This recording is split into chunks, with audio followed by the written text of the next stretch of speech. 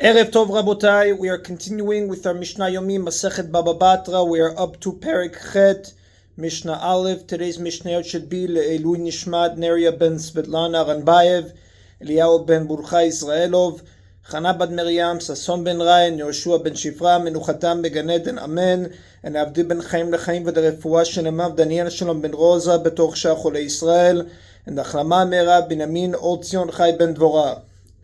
The 8th and 9th chapters of this Masechet deal with the laws of inheritance.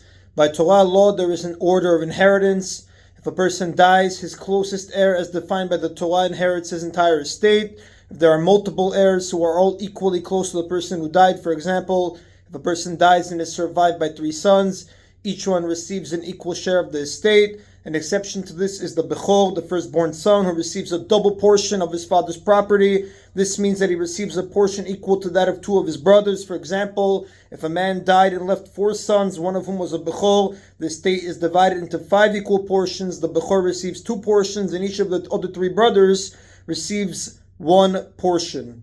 The Torah speaks about the order of inheritance in the passage concerning the daughters of Tzlofchad in Bamidbar, chapter 27, verses 8 through 11. The relevant verses appear, Ve'el b'nei Yisrael tedaber, and to the children of Israel you shall speak, Lemor, saying, Ish ki amut, if a man will die, ben en lo, and there is no son to him, Va'avartem en nachalato lebito, you shall cause his inheritance to be passed to his daughter.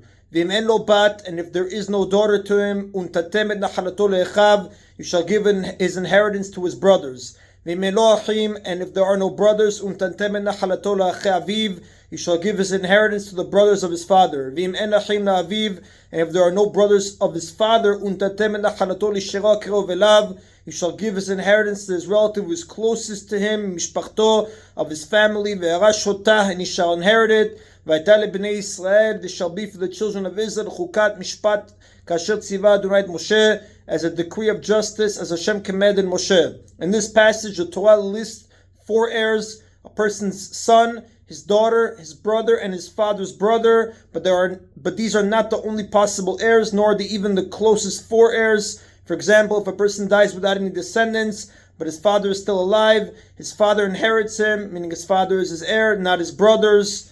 And the exact order of inheritance will be discussed in Mishnah 2.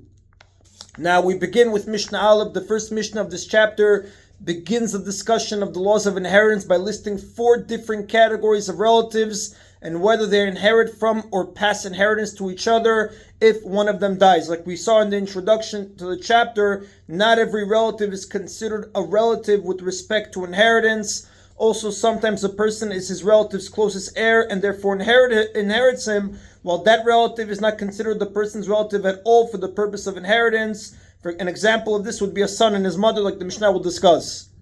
The Mishnah first lists the 4 categories and then identifies the relatives in each category. Yeshno halin umanchilin. 1, there are people who inherit from their relatives if those relatives should die, and also give inheritance to those same relatives if they themselves should die. V'yeshno halin v'lo manchilin. And 2, there are people who inherit from their relatives if those relatives die, but do not give inheritance to those relatives if they themselves should die. Rather, the inheritance passes to someone else. Manchilin v'lo nochalin. 3, there are those people who give inheritance to relatives if they themselves die, but do not inherit from those relatives if those relatives die. Lo nochalin v'lo manchilin. And 4, there are those people who are not considered related at all with respect to the laws of inheritance, so they do not inherit each other and they do not give inheritance to each other either. The Mishnah identifies 3 sets of relatives that are in the first category, Velo nochalin umanchilin, and these are the people that both inherit and give inheritance. Ha'av et habanim, a father and his sons. A father inherits his sons if they die without any surviving descendants. A father is the 3rd heir in line to inherit after deceased sons and daughters and their descendants. And if a father dies, he passes his property on to his son. The Torah states in Bamidbar, chapter 27, verse 8, if a man will die and there is no son to him, he shall cause his inheritance to be passed to his daughter. From this we can derive that if he does have sons, they are first to inherit him. V'abanim et ha'av, and B, sons and a father. This is the reverse of the previous case. Sons inherit their father when he dies. and pass inheritance to their father if they die without surviving descendants. Now these two listings of father and his son and sons and their father are two sides of the same pair. And the Tosfot on page 108a in Batra explained that the Tana repeats it so as to hint to the law that sons inherit their father ahead of daughters. Va'achin min ha'av, and see, brothers from the same father, even if they have different mothers, inherit from one another and pass inheritance to one another if one of them dies without surviving offspring and their father is also not alive. This is true only of brothers who share a common father, because only relatives from the father's side are considered relatives with respect to inheritance. Nohalin umanchilin, these are the people who inherit from and give inheritance to each other. The Mishnah now lists three sets of relatives who are in the second category. They inherit from their relatives but do not pass inheritance to those relatives if they themselves die.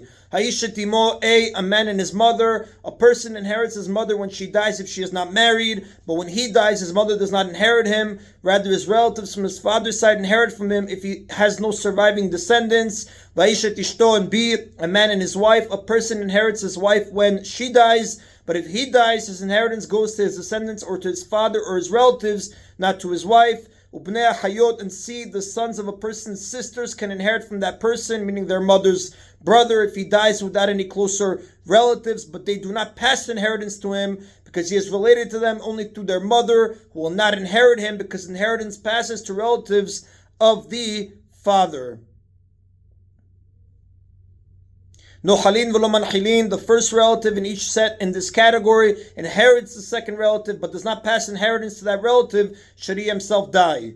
The Mishnah now lists three sets of relatives that are in the third category, those who pass inheritance to relatives when they themselves die, but do not inherit from those relatives if those relatives die. Haishad bana, a woman and her children. When a woman who is no longer married dies, she gives her inheritance to her children. The order of inheritance for a woman who is not married when she dies is the same as that of a man who dies. So if she was a widow, her sons are first in line to inherit her. But when they die, she does not inherit their property. Rather, it will be inherited by their descendants or their father or his heirs. Vaishad bala, and b, a woman and her husband. When a married woman dies, she gives her inheritance to her husband, but she does not inherit her husband if he dies. Rather, his descendants or his father or his heirs inherit him. V'achaya'em, and c, brothers of a person's mother. When a man dies without surviving relatives that are closer heirs, he can give inheritance to his paternal sister's children, but he will not inherit from his sister's children if they die, because their inheritance will pass to their father's heirs, not to their mother. These three cases are simply the opposite of the three cases in the previous category. And the Gemara on page 114b in Batra explains that the Tana repeated these three cases to compare a son's inheriting of his mother to a husband's inheriting of his wife. This teaches us that just as a husband inherits a wife only if she dies while he is still alive, his descendants do not stand in his place, and only son who dies before his mother does not inherit her from the grave when she dies to pass the inheritance to relatives, such as brothers from a different mother. Rather, her father inherits her. Manchilin v'lo nohalin, the first relative in each set gives inheritance to the second relative, but does not inherit if the second relative dies. And the Mishnah explains the final category, Va'achim mina'em lo nohalin v'lo manchilin, and brothers from the same mother that are not from the same father do not inherit one another, nor do they give inheritance to one another. Since inheritance passes only to the father's relatives, and these brothers are related only through their mother, they are not heirs of one another at all in regard to inheritance.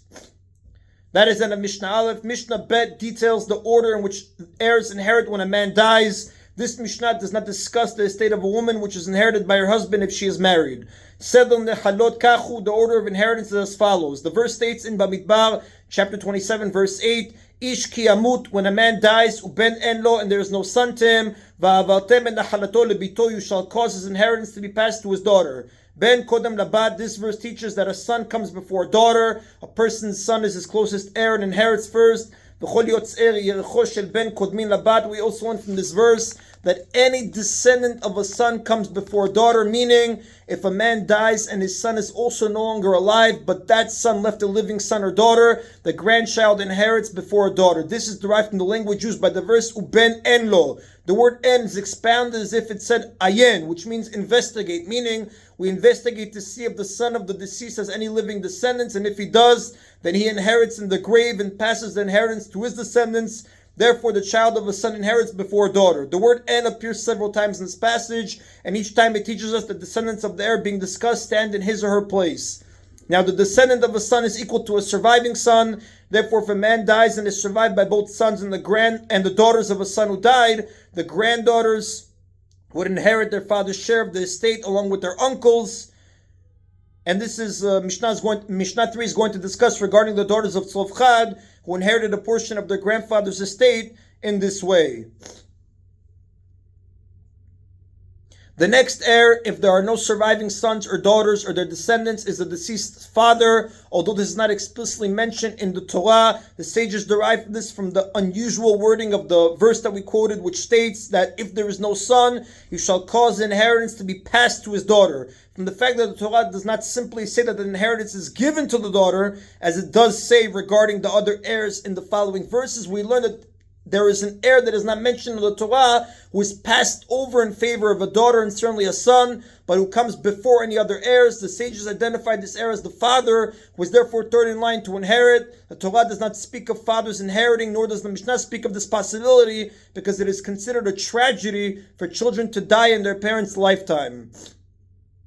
If the father also is no longer alive, the next heir in line is the brother of the deceased, as the verse states, and if there is no daughter to him, he shall give his inheritance to his brothers. The brothers of the deceased inherit next in line after the father because they are his children, and he passes the inheritance to them if he is no longer alive to inherit the deceased, who was his son.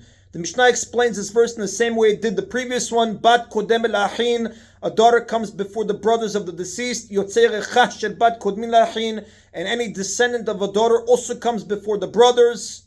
Therefore, if the daughter left a surviving son or daughter, that grandchild would inherit in the daughter's place. Also, if the deceased left both the daughter and the child of another daughter who had died before him,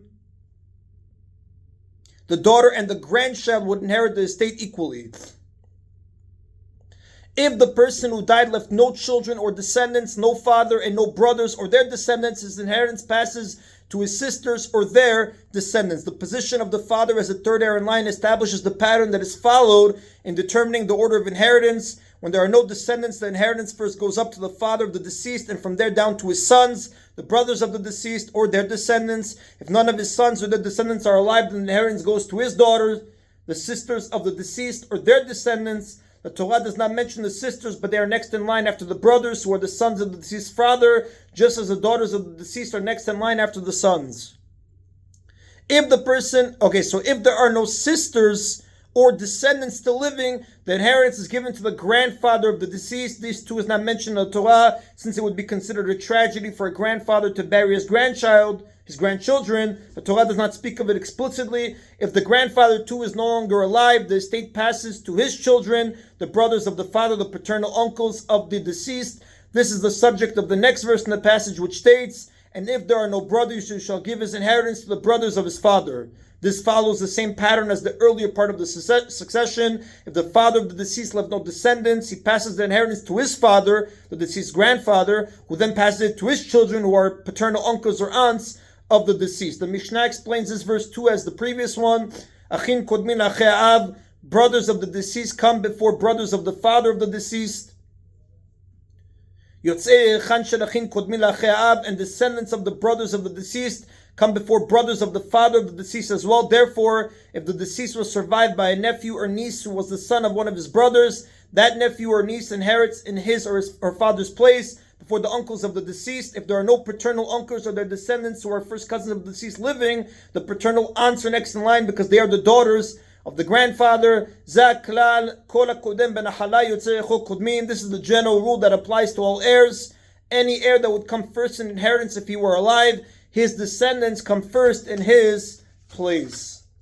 The Torah does not teach the order of inheritance for more distant relatives, but simply states, and if there are no brothers of his father, you shall give his inheritance to his relative that is closest to him of his family, and he shall inherit it. The Mishnah provides a final rule to explain how the order of succession is calculated. Va'av kodem lechol yitzer echo, and a father comes before all of his descendants, meaning if the deceased left no children or descendants, then the inheritance goes to the father of the deceased before it goes to his brothers. When the Mishnah says that a father comes before all of his descendants, it does not refer to the sons of the deceased who do precede their grandfather inheriting their father. It refers rather to all his offspring that are not descendants of the deceased, like the deceased brothers and sisters. Likewise, if the deceased left no descendants, no father, and no brothers, or sisters or their descendants, would be nephews and nieces of the deceased.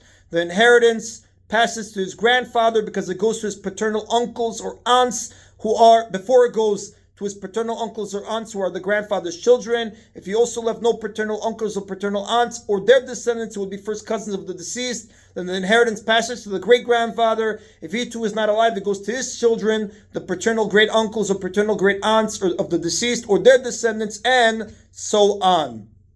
So in summary, the following is a concise list of the order of inheritance based on the Mishnah's rules. 1, a son or his descendants. 2, a daughter or her descendants. 3, a father. 4, brothers or their descendants. 5, sisters or their descendants. 6, a paternal grandfather. 7, paternal uncles or their descendants. 8, paternal aunts or their descendants. 9, a paternal great-grandfather, the deceased father's father's father. 10, that great-grandfather's sons or his descendants. 11, his daughters or their descendants. And in all of these instances, the descendants stand in the place of their ancestors, but brothers inherit before sisters in all cases. And the pattern continues as long as necessary, with the father always coming before his children, who are the uncles and aunts, on each generational level. And that is the Nabotai of today's Mishna Yomi. Baruch Adonai Le'olam. Amen v'amen.